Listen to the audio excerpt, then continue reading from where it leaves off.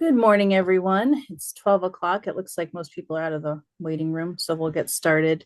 I want to thank you for joining us today for our first talking about preservation of 2026. And today we're going to be discussing town greens as incubators of democracy. We have become an affiliate, an America 250 or Connecticut 250 affiliate, and this project is one of the ways that we're celebrating this year. My name is Stacy Vero, and I'm a circuit rider here at Preservation Connecticut and the education manager. And I'm standing in today for Jane Montanaro, our executive director, who is in Washington, D.C. for Preservation Advocacy Week.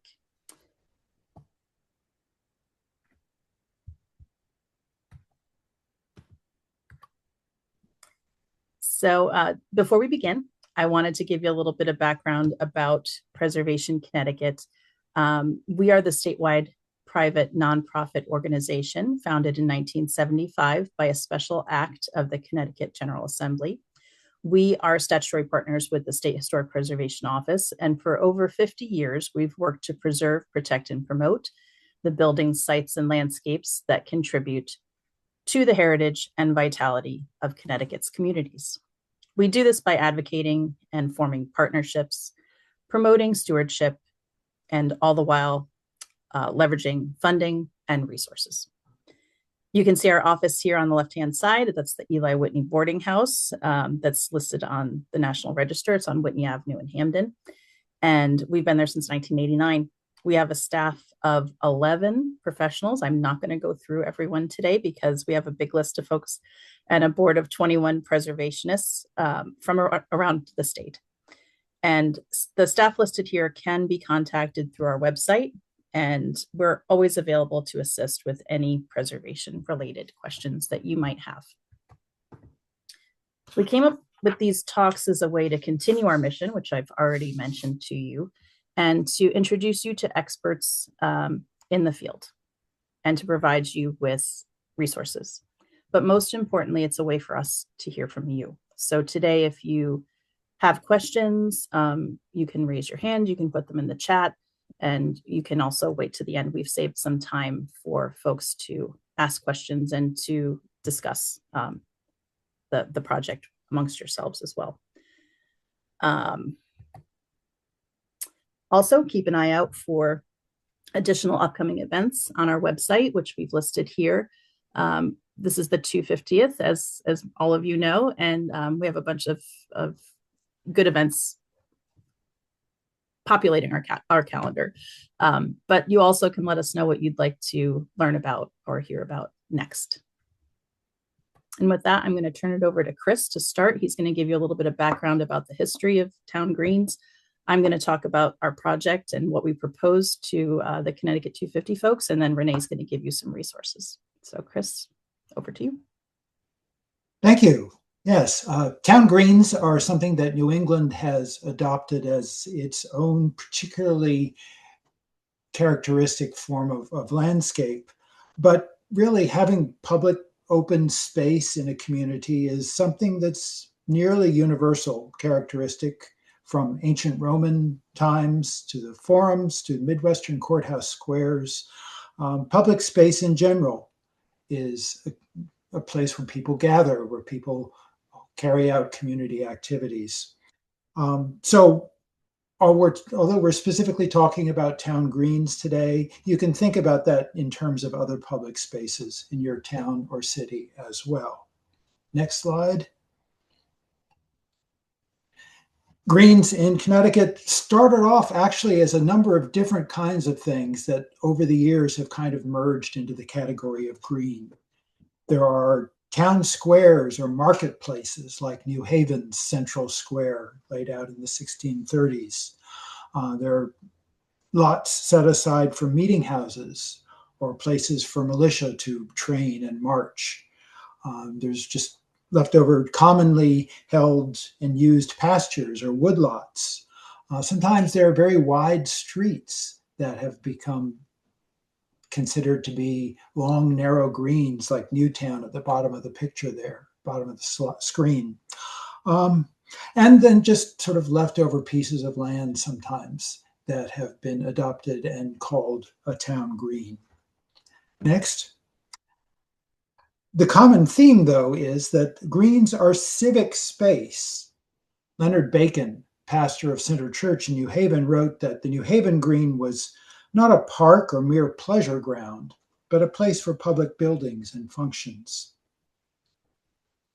We think that greens now exist to make ourselves aware of ourselves as citizens and to further our participation in government and in society by providing spaces and facilities, by accommodating community activities, and by symbolism through monuments, buildings, and the space themselves.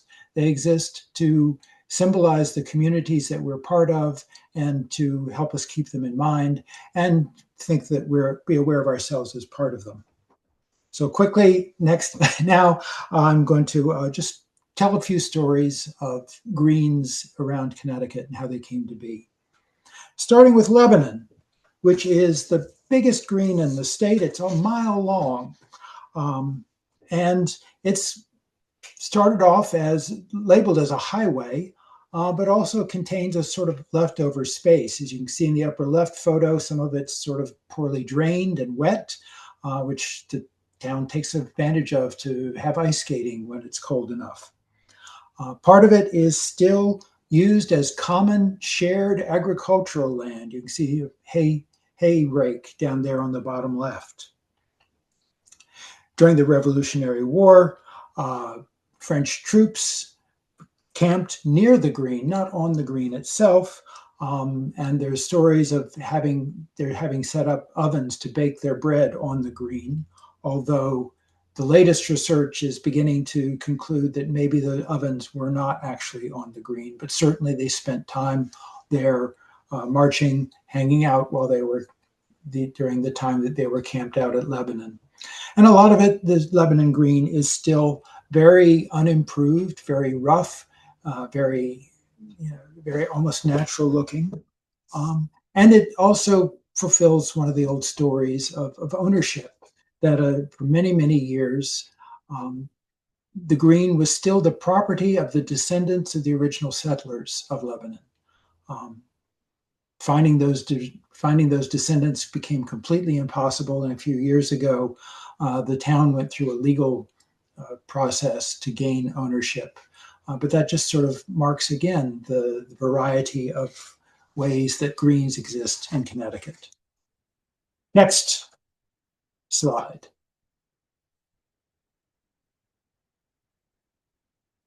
Yeah, Guilford's Green tells a story of community identity and ongoing waves of improvement, sort of the town putting its best face forward. The green was laid out in the 1640s when Guilford was settled. And as early as 1735, there were efforts to regulate it for its appearance. They banned digging of gravel in 1735. Again in 1764, again in 1775, somebody wasn't getting the message. But then other improvements began in 18 teens. Residents were ordered to restrain their horses and cattle and sheep.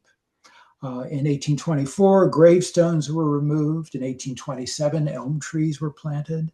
In 1837, there was a fence put up to keep animals out. In the 1870s, a group of women organized the United Workers for Public Improvement to raise funds for walks and streetlights and other landscape improvements on the green. You can see the ladies there on the bottom photograph. And by the 1880s, the green was landscaped and looked pretty much the way it does today. So that's a story of ongoing waves of improvement to make the green fit the image that the town had of itself. Next. A different story for the Stepney Green in Monroe, which began being used in the 18th century as a place for militia to drill, and was officially acquired by the town in 1817 as a parade ground for the Birdseys Plain Rifle Company. Stepney Green really hit the news in 1861 on August 24th, when a group of citizens had a rally for peace in the middle of the newly begun Civil War. They raised what they called a peace flag, but immediately drew ruffians and Union soldiers who pulled the flag down, claiming that this peace demonstration was really just a support of the Southern secessionists. A second rally was held in October of 1864. This one was more organized, with more than 4,000 people in attendance. Resolutions were passed opposing the war against other states and opposing policies confiscating Negro slaves. So this is the Green as a place of public assembly and activism and protests. Next. Similarly, the Windsor Green, the Palisado Green in Windsor has been a catalyst for community identity and values to be discussed. The Palisado Green was the site of the first settlement in Windsor in 1637, and 1635 rather, with a palisade built in 1637 during the Pequot War. The meeting house was located on the green until 1754, and it continues as a public space. At issue in recent years has been the statue of John Mason that you see on the left in the photograph there. He was the leader in the Pequot massacre at the Mystic Fort in 1637. And in Mystic, a statue honoring him, celebrating the English victory in that war, was erected at the site of the Mystic Fort. By the 1980s, Pequots were calling this battle, this massacre, genocide. And in 1992, there was a petition to remove the Mason statue from the Mystic site. It was moved to Windsor in order to honor Mason's contributions to the founding of the town, not to killing Indians, and located near an educational facility. That's the Historical Society. There you see the red building in the background that could interpret the statue. But by 2020, even that honor to Mason was seen as unacceptable, and there were plans made to move the statue to the Historical Society campus with additional interpretive material. In the end, the society decided not to accept the statue, and it remains unresolved. But this is a case of the green being a catalyst for a discussion of community values. What do we honor? Who do we honor? How and why? Next. New Haven's Green, one of the larger ones and one of the larger communities in the state, again, has lots of stories connected with it. It's a landscape that's largely unchanged since the 1820s, when elm trees were planted and three church buildings were erected on the green. The New Haven Green has been a market, a burial ground, the site of buildings such as the meeting houses, a state house, a school. It's a place where Yale graduation ceremonies began and where soldiers gathered to go fight in the Civil War. It's also been a place of public activities that reflect the changing notions of who belongs in New Haven.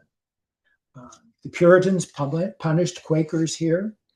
The Church of England was eventually invited to join the Congregationalists on the green as Trinity Church, the dark Gothic building there on the left. The Amistad Africans were initially jailed on the site of City Hall, just across the street from the green. Other buildings around the green include Malley's and Gamble Desmond department stores founded by Irish immigrants. The Knights of Columbus headquarters for Catholics, built in 1904. Next. More recent activities and protests include rallies for presidential candidate John F. Kennedy on the upper left, the May Day rallies as part of the Black Panther trials in 1970, the Occupy movement, and then the Black Lives Matter movement in 2020. Next. But aside from all those activities, perhaps the most important is the green as a place of daily life, where people cross back and forth, have informal contacts, along with community building events like concerts and festivals. It's a place of community, of conversation, of getting to know each other. So for our Jane's Walk, we want to look at how can greens be catalysts for conversation? How can they help strengthen our activity? How can they be civic space in the 21st century? Next person. That is me.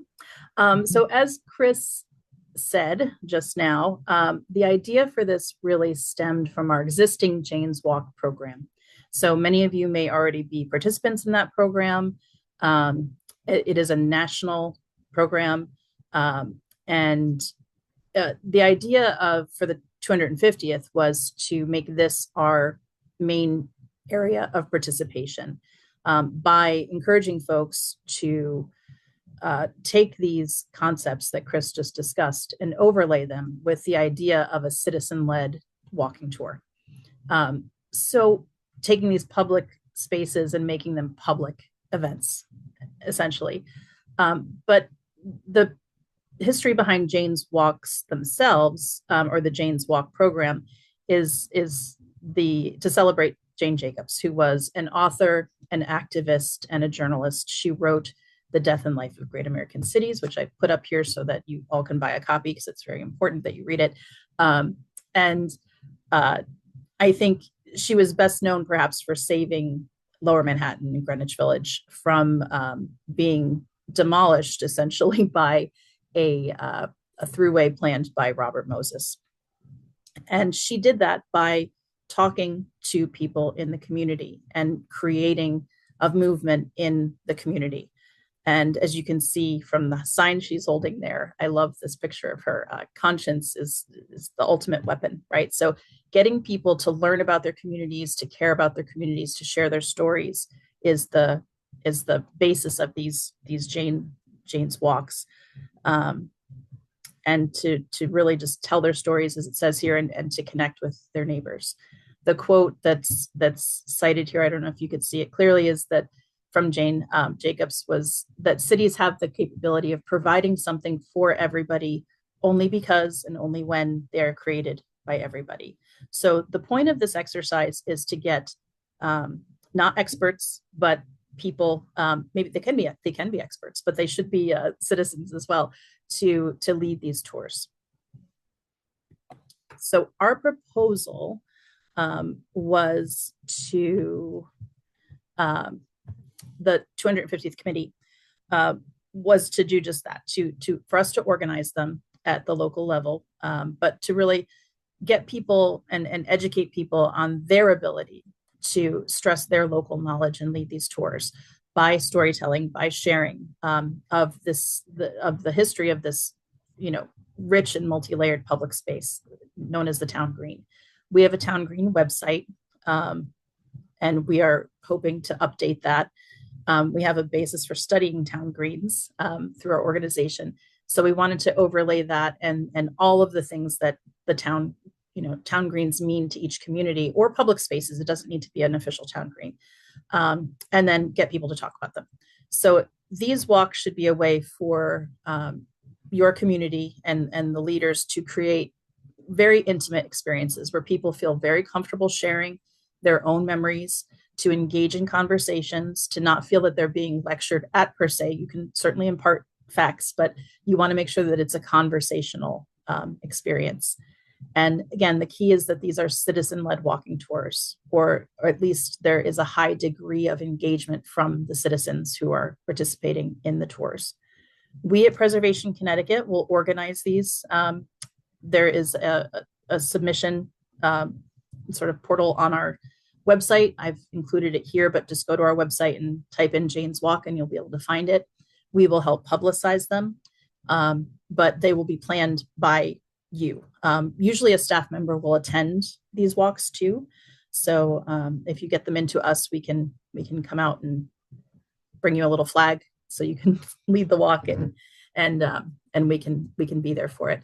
These are typically held on the first weekend in May in honor of Jane Jacobs' birthday, which was May 4th. This year, they're going to be on May 2nd, in and around May 2nd. So it can spill over to the next weekend sometimes, or the previous. So some key points to remember, and this comes from the national sort of Jane's Walk website. But what are recent history, like what recent history connects to the revolutionary history of the Green? This was our addition. We really wanted to stress the importance of that sort of cyclical nature of history and how town greens represent that so well. What patterns emerge and repeat that you can talk about? What family stories can you share, and what connections to places can you make? The picture that I have here is a picture my grandfather took of the Waterbury Green, and I remember him talking about it. It was after a big storm. I don't know which one, I forget, but that was his memory, and I have a number of memories, as all of you do, related to these important places in your own communities.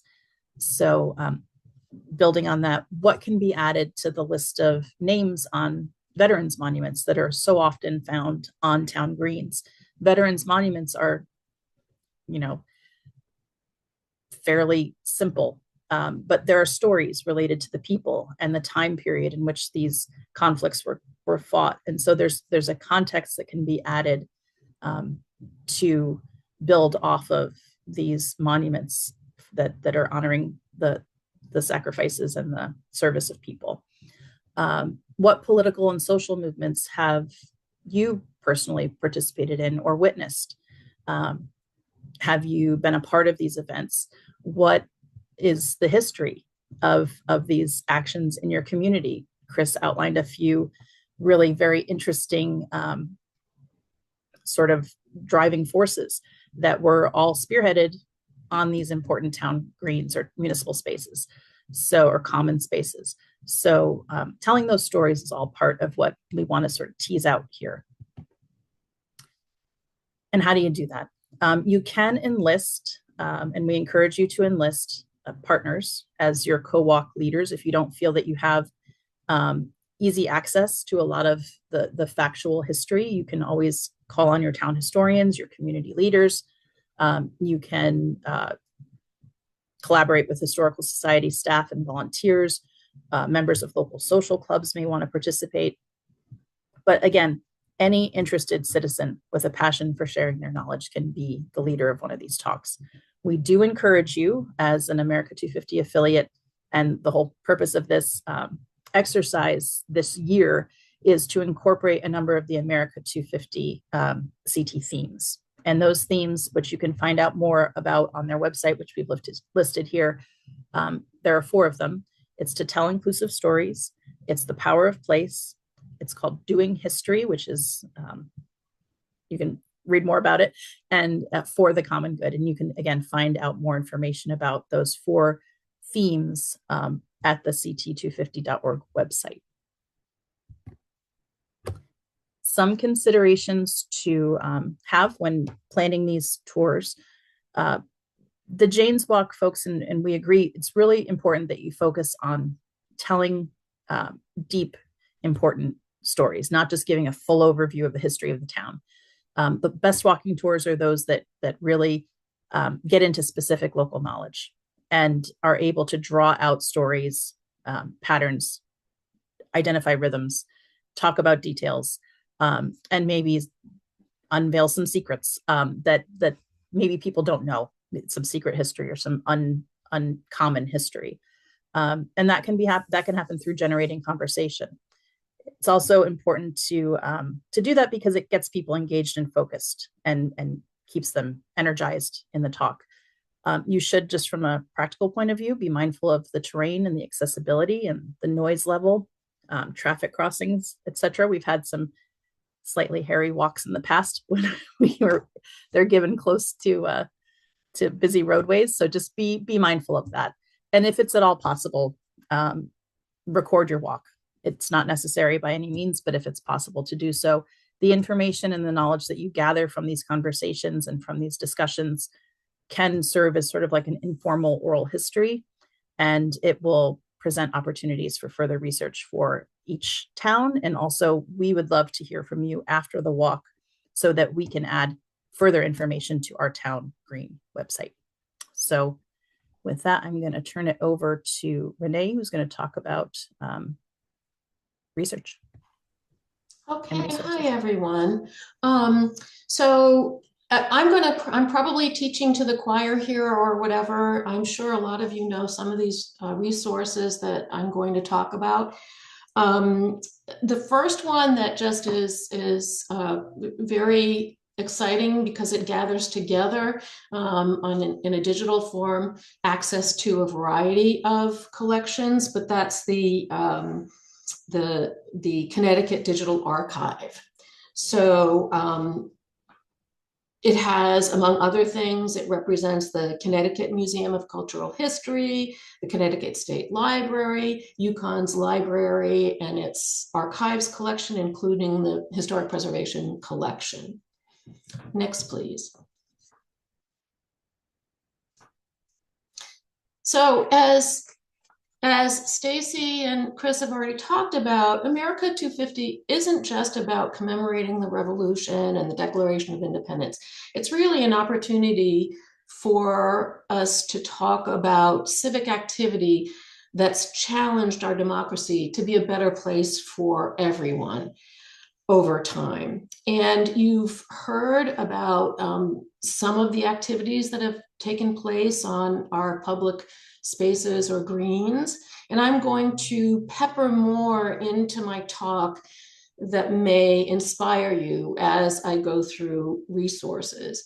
So here I'm just giving some examples. As I'm sure you all know, anti-slavery societies were closely associated with meeting houses and churches, which often were on the doorstep of the town green. And so maybe that's a stepping stone into a story in your community. Similarly, the 1970s Earth Day protests. Did something happen in your community? Or the more recent Black Lives Matter rallies that we see here? Next, please. So Eric Lehman published a book a couple of years ago called Connecticut Town Greens. So that is a starting place. The book has some historical perspective on town greens throughout the state. It tends not to be comprehensive in terms of the kinds of activities that may have occurred in the later 19th century and 20th century. But interestingly, when it was being promoted, an article in the Connecticut Post kind of drew it back in by talking about some of the more recent activities that we might think about as taking place on the green, including here this rally, pretty recent, under the first Trump administration, to declare Jerusalem as the capital of Israel. Next, please. So the Connecticut State Library is a fantastic resource as well. They have history and genealogy reference sections, links to maps, vital records, African-American resources, even witchcraft materials. The Museum of Connecticut History, focuses on the state's political, military, and industrial history. And they have links as well to digital medals, patents, and postcard collections, and all sorts of other materials as well. Now, here is an example of the women's suffrage movement. Fun photograph that I found. I don't think this is a town green. The location's not identified, and I don't know who's who, but one of these women is supposedly Katharine Hepburn. The other is Emily Pearson. And I really kind of liked the background not poster, but board, Votes for Women. The half angel, half idiot period is over in women's world. Next, please. The Connecticut Museum of Culture and History. Their digitized collections are available through Connecticut Digital Archives, as were the State Library and some of the State Library collections. They do have collections, though, that can only be researched in person. So I just wanted to point that out. So here, the image that I've used is associated with the first Labor Day celebration. The first Labor Day was in 1899. I do not know exactly when this photograph was taken, but, you know, I thought, well, maybe that's an opportunity, if you know of some Labor Day celebrations on your green or public space, be an opportunity to talk about some of the local labor issues and fights over wage or working conditions that may have occurred in your town. Next, please. And of course, your local libraries and historical societies are great collections. College libraries also may have subject collections that may be of particular interest, like the GLBTQ, and yes, that is the way it's titled, archives at CCSU. So I found the two left ones there at the Hartford History Center at the Hartford Public Library.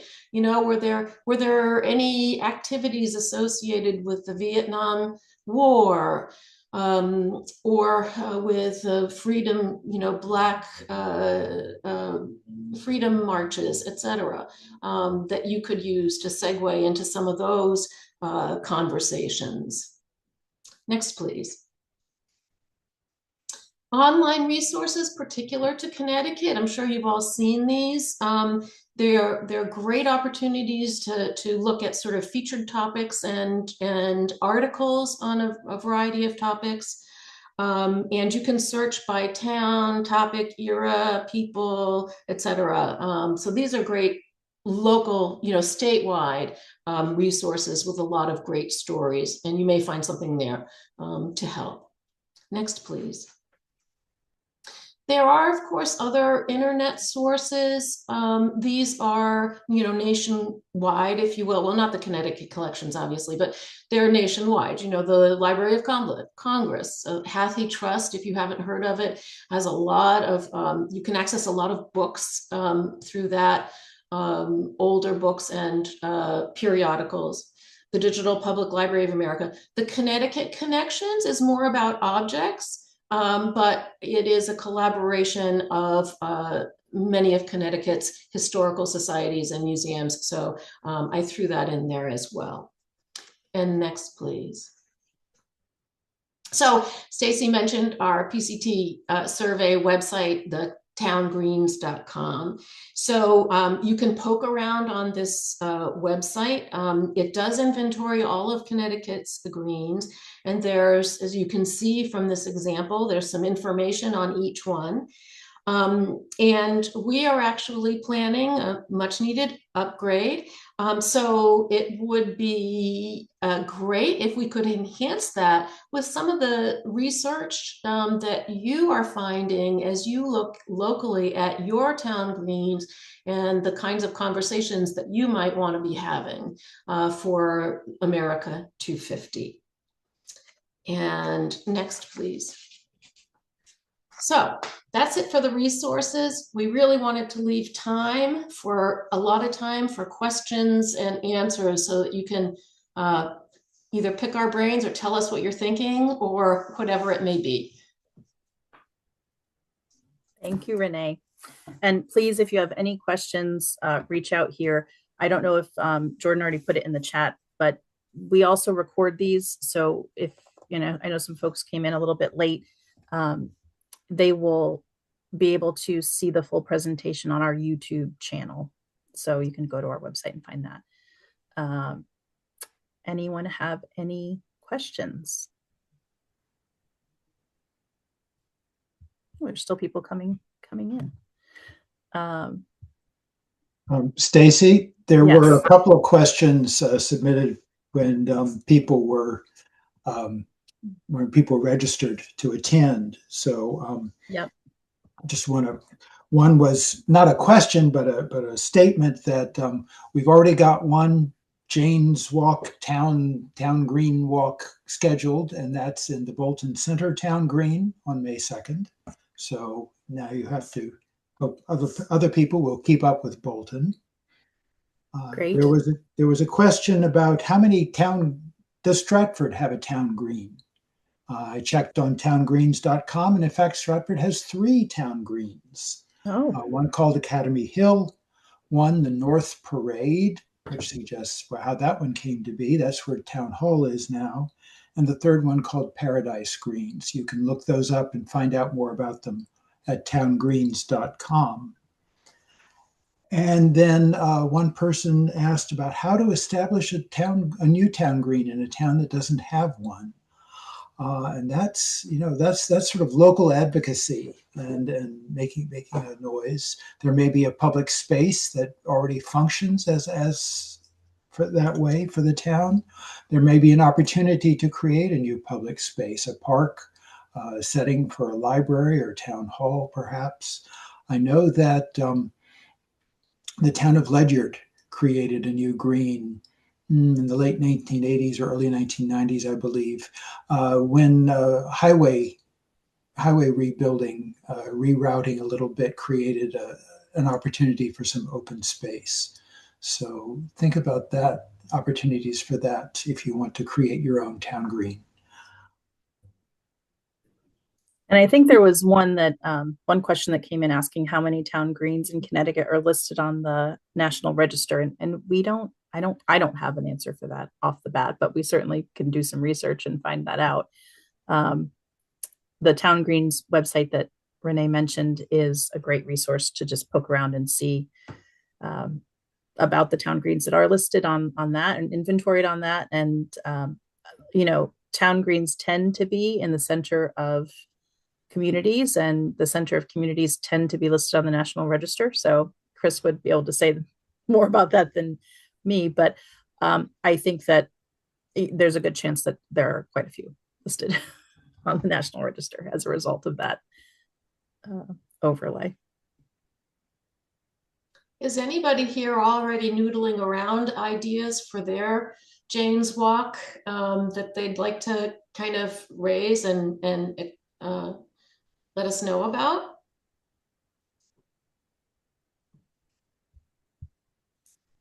Gwen, you want to unmute yourself and let us know? Hi.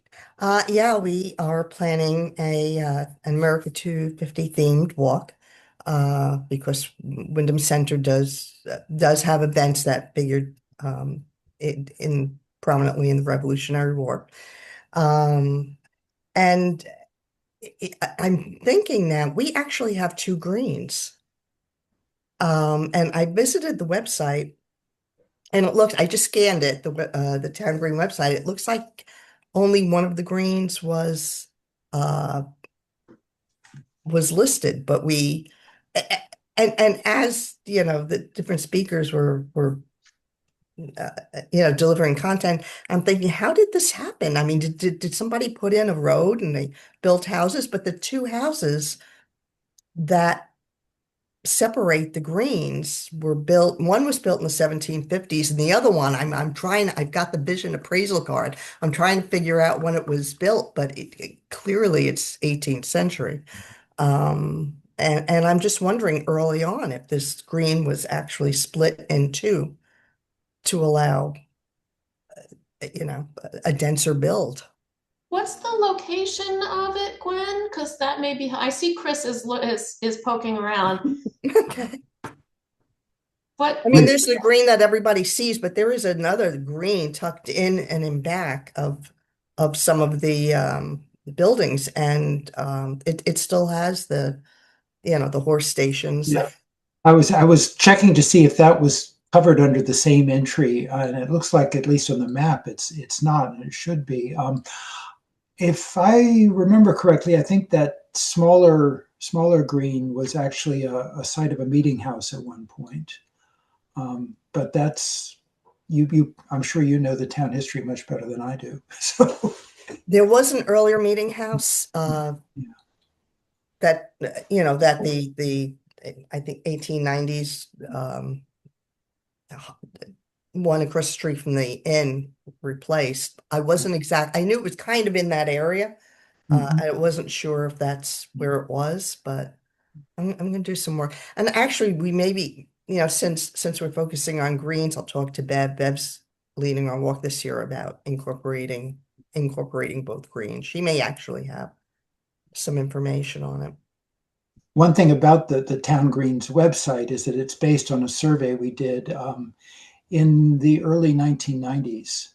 So I'm sure there's lots of room for updating, correcting, adding information to that, and would love to have any kind of input that anyone can provide to us. Yeah.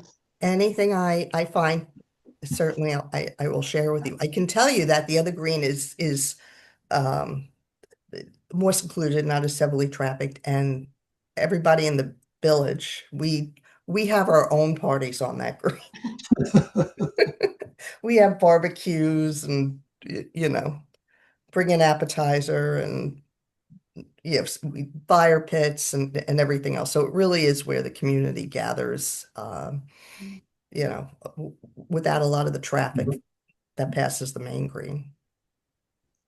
That's Thank great. you. So you gave us our first update, Gwen. Thank you. Yeah. Thank you. Anyone else? Yes, go right ahead. I see you raised your hand physically, not virtually. Just unmute yourself and then we can hear you. So there you go. Hi, Yeah. some of you know me. I'm Kathy Yacarino. I just want to say how important it is what you're doing. In the past, I had actually gone to every green in Connecticut, and I did it because I had watched the news and realized there were places in Connecticut I never heard of. And what tied us all together were the greens. And the towns that didn't have greens, very few of them, they had their white congregational church. And you actually, and I brought it, did an article called, I wrote for you, Going Greening. And Chris helped me out on this too. And this goes back to 2017. But it's the one thing in our state that ties us so together. It not only ties your town together, it ties the state together. And what you're doing offers people that opportunity to connect with their town, but also showing a connection to the state. So I just wanted to thank you for doing this because it's such an important piece, not only of our history, but of the present too. And anyway, so that was it. Thank you. Thank you. Thank you for that.